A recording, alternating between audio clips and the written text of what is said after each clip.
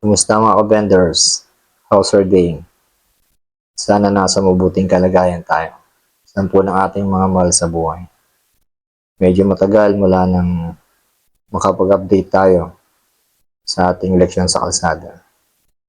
Pero nandito tayo ngayon nagbabalik para sa pagtatapos ng ating leksyon sa kalsada. 90 days challenge. Actually, nung April 18 pa, ang exact date kung saan 90 days eksakto mula nang sinimulan natin ito, January 18, na ang challenge is makapag-create tayo ng panibagong cart nang hindi nangungutang sa 5-6 gamit yung sistemang natisod natin o yung PYL system. Ito na nga yung pay yourself plus o ang huling sahod. Yung 40-40, 10-10 rule na system na ginamit natin na sa mahabang panahon, dekada na sa kalsada, wala tayong system na ginagamit. So, napatunayan natin in 90 days, effective siya. Dahil sa loob ng mga buwan na yan, na-create natin ang second card nang hindi kumakapit sa patalim o nangungutang sa 5-6.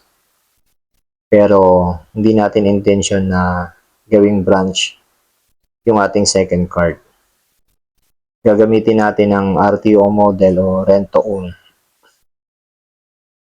para sa mga kapwa natin ka-vendors na nangangamuhan, empleyado na hindi sa kanila yung negosyo, vendor lang talaga. Yung rent to own model na sa loob ng ilang panahon gamit ang agreement mapapasa kanila yung card. Yung detalye niyan, PM nyo na lang sa akin kung paano yung inyong mga multiple cards is maging talagang asset ninyo na hindi nyo kailangan kayo mismo ang nandoon sa mga cards na naipon ninyo sa matagal na panahon. So, hindi yan ang pag-uusapan natin.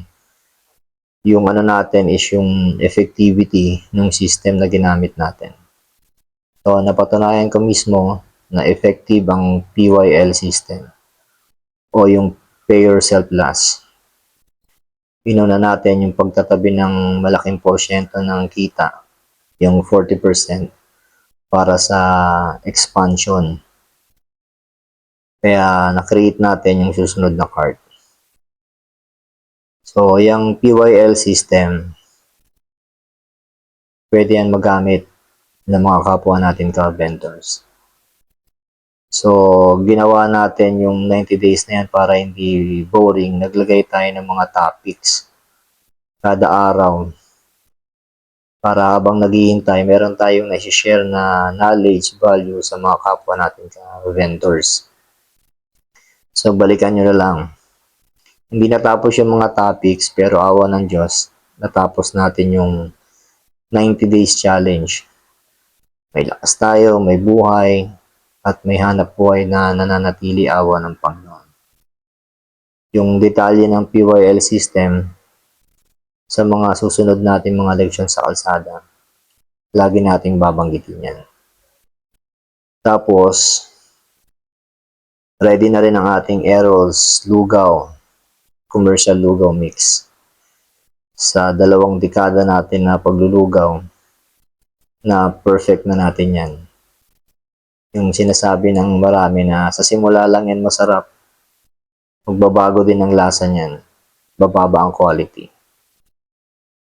So, nandito na ang commercial lugaw mix para yung mga gustong pasukin ang paglulugaw. Huwag niya ninyong pagdaanan yung trial and error at maging consistent kayo mula day 1 hanggang kung saan makakarating ang inyong lugawan.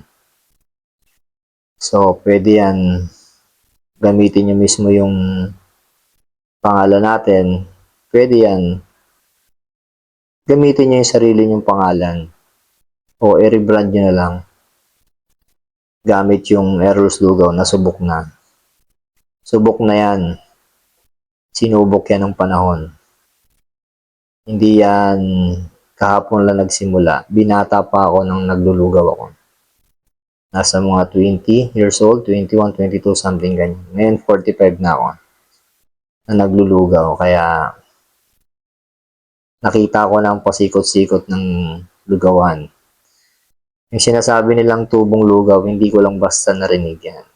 Napatunayan ko na yan. So, kung gusto ninyo yung lugawan na gawing negosyo, at skip nyo na yung trial and error at yung consistency ng lasa na siguradong babalik-balikan. Just PM me kung paano makakarating sa inyo, saan man kayong dakot. Tapos yung continuation natin ng ating leksyon sa kalsada sa pagkipagtulungan ng aking may bahay na licensed teacher. Isang technology and livelihood education major, yung module 2, itutuloy natin yan, yung eskwela sa kalsada. At ito nagsisimula na ang livelihood sa kalsada.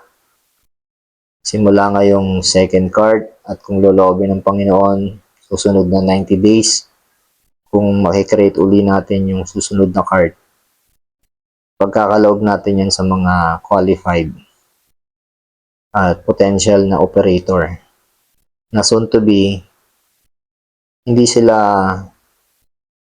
basta vendor lang o empleyado. Magiging pag-aari nila yung cart na pagsisimulan nila na tsatsagain, mamalasakitin sa loob ng mga ilang buwan o taon, magiging sa kanila. At kung gagawin nila yung system na in-apply natin, PYL system, magmumultiply din yung cart na yan para sa kanila. So hanggang dito na muna mga ka-vendors. Sana yung mga hanap buhay natin is napananatili natin sa kabila ng krisis na nangyayari ngayon. Hindi lang naman dito sa bansa natin, sa iba't ibang panig ng mundo. May awa ang Diyos, pagpapatuloy natin ang ating leksyon sa kalsada. Sa maliit na paraan, makatulong pakasakali sa ating mga kapwa vendors. Hanggang sa muli, Yes Mabalos.